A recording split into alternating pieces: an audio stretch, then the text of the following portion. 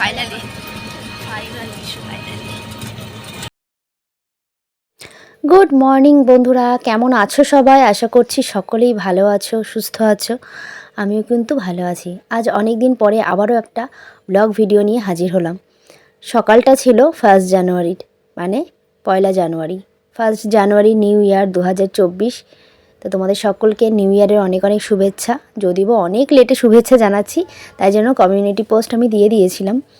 যাই হোক, তো ব্লগটা হচ্ছে 1 জানুয়ারির। তো আমি স্টেশনে কী সব বলছিলাম আমি নিজেও জানি না। তো এই যে কথা বলতে বলতে দেখো ট্রেন ঢুকে গেল। কোথায় যাচ্ছি তোমরা নিশ্চয়ই টাইটেল থাম্বনেল দেখে বুঝেই গেছো। চলো তাহলে ট্রেনে উঠে পড়ি।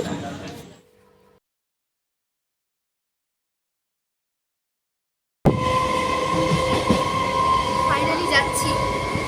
তবে তো ফাঁকা ট্রেনে এত বিশ্বাস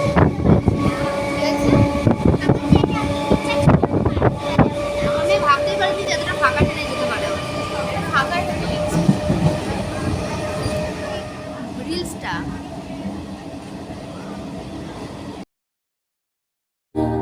सारे सहमे नजारे हैं, सोए सोए वक्त के धारे हैं, और दिल में कोई खोई सी बातें हैं। ओ, कहने को जश्न बहारा है, इश्क ये देख गहरा है, फूल से खुशबू खफा खफा है गुलशन में, छुपा है कोई रंज फिजा की चिलमन में।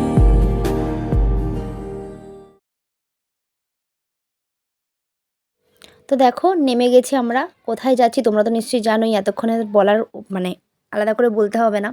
তবুও জানিয়ে দিই তোমাদের, নৈহাটি বড়মার কাছে এসেছিলাম। মায়ের মূর্তি প্রতিষ্ঠা হওয়ার পরে প্রথমবার আমি বড়মার কাছে এলাম। শুধু আমি না, আমি এবং আমার বোন দুজনে মিলে। লাস্ট ভিডিওতে তোমরা দেখেছিলে আমি আমার বাবার বাড়িতে রয়েছি, মাদের ছাদ ঢালাইয়ের দিন এসেছিলাম। তো আমি বাড়ি যাইনি এখনও। ভাবলাম আজ বড়মার কাছে মানে দর্শন করে, বড়মার দর্শন করে দিনটা শুরু করি। তাই বোন আমি প্ল্যান করে বেরিয়ে পড়েছিলাম। আর দেখো বড়মার মন্দির ছাড়িয়ে সোজা চলে যাচ্ছি। তার কারণটা কি জানো তো? যাচ্ছি গঙ্গার ঘাটে।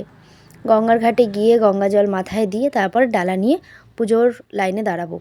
যা ভিড়, জানি না পুজো দিতে কটা বাজবে। তবে আজ সকাল সকালই এসে পৌঁছে গেছি, প্রায় 8:15-20 বাজে এখন। আর কুয়াশায় দেখতে পাচ্ছে চারপাশটা পুরো ঢেকে রয়েছে।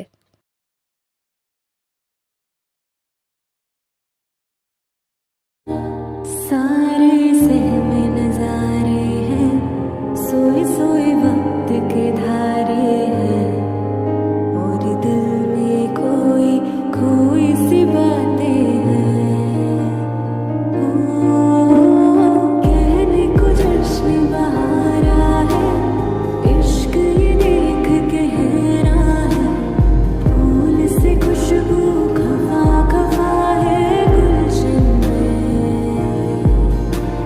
छुपा है कोई रंज फिजा की चिलमन में।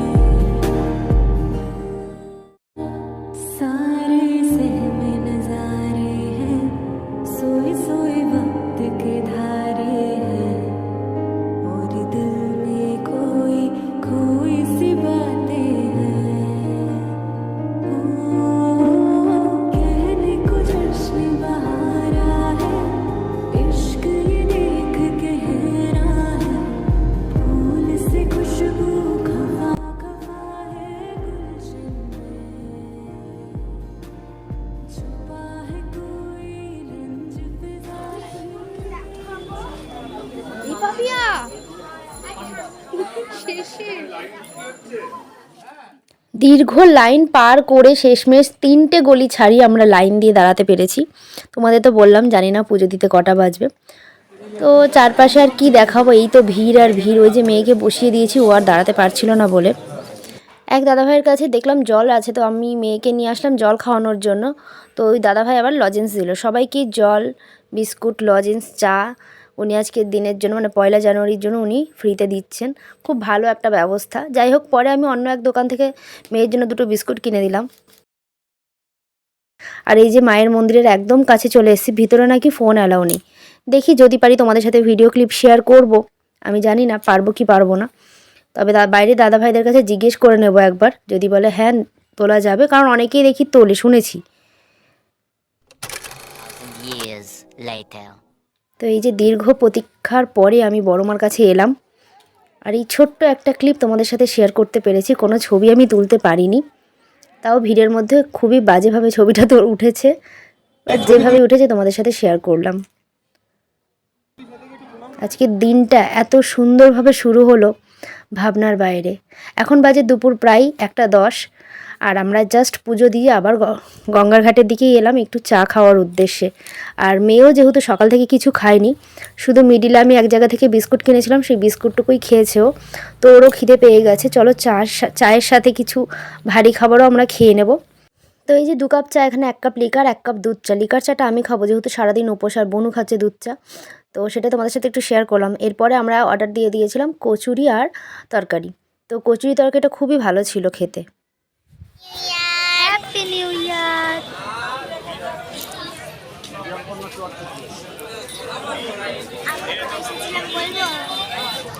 সবাই দেখে নিয়েছে।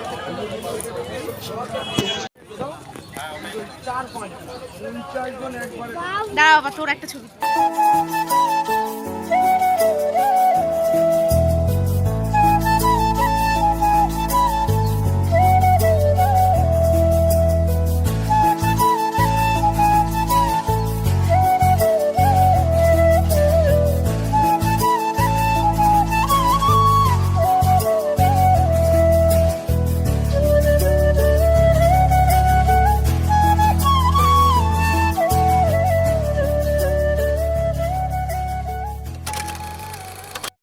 গঙ্গার ঘাটে বেশ কিছু ছবি তুলেছি, এবং তার সাথে মন্দিরের সামনে দাঁড়িয়ে বেশ কিছু ছবি তোমাদের সাথে সেগুলো শেয়ার করলাম।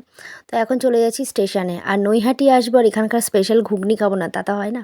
তো দেখো একটাই প্লেট নিয়েছি, যেহেতু লুচি খেয়ে আমাদের পেট ভরে গেছে, তো একটা প্লেট থেকে 3 জনে মিলে শেয়ার করে খাচ্ছি। আর এই যে আমাদের ট্রেনও ঢুকে গেল।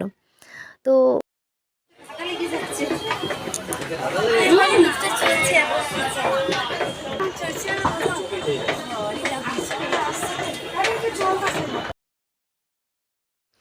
বছরের প্রথম দিনটা খুব সুন্দর কাটলো, সত্যি পুরো বছরটা যেন এভাবেই সবার ভালো কাটে। তো তারপরে দেখো এই ভিডিও ক্লিপটা কিন্তু বেশ কিছুদিন পরের, মানে প্রায় 3-4 দিন পরের। আর এই ভিডিও ক্লিপটা হচ্ছে সেদিনকে, যেদিন আমি বাড়ি ফিরছিলাম, মানে বাবার বাড়ির থেকে নিজের বাড়িতে ফিরছিলাম।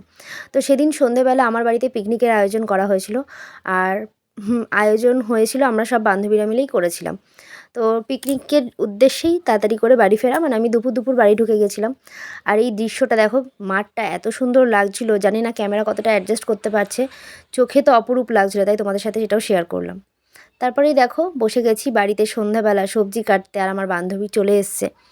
আর এখানকার মেন কুক ছিলাম আমি, এটা বলতে আমার কোনো দ্বিধা নেই, কারণ রান্না বান্না করতে আমি ভীষণ ভালোবাসি। ওরা সবাই আসছিলো আমাকে হেল্প করতে, কিন্তু আমি ওদেরকে সরিয়ে দিয়ে বলছিলাম সর আমি করে নিচ্ছি। কিন্তু একটা সময় পরে একদমই পেরে উঠছিলাম না, তাই আর মানে বেশি প্রেশার দিইনি ওদেরকে, ওরাও অনেক কিছু করেছে। যাই হোক, তো দেখো আমার রান্না কমপ্লিট প্রায়। আর এখানে আমাদের চাকুনি রাঁধুনি রান্না হচ্ছে চাকুনি রান্না, চেখে বলছে নুন গুলো ঠিকঠাক আছে। আর দেখো এরা সব ঘুরি করছে, মানে হইচই করছে, আনন্দ করছে, আড্ডাই আর কি মারছে। আর এখানে স্যালাড কেটে রেডি রেখেছে, আর রায়তাটা বানিয়েছে। তো তারপরে এই যে আমি বিরিয়ানির হাঁড়ি নিয়ে বসে পড়েছি বিরিয়ানির লেয়ার বানাতে। বিরিয়ানির রাইস ছিল এখানে 2.5 কিলো চালের, আর চিকেনটা 2 ভাগে করেছিলাম। একটা বিরিয়ানির জন্য চিকেনটা আলাদাভাবে করেছি, আর একটা হচ্ছে চিকেন কষা, সেটা বিরিয়ানির সাথে খাওয়ার জন্য। তো দেখো তোমরা একটু লেয়ারটা কীভাবে করি সেটা একটু দেখে নাও। 2.5 কিলো চালের বিরিয়ানি আমি কীভাবে বানাই সেটা তোমাদের সাথে ফুল প্রসেস তো শেয়ার করতে পারলাম না, লেয়ারটা কীভাবে সাজিয়েছি সেটা তোমরা একবার দেখে নাও।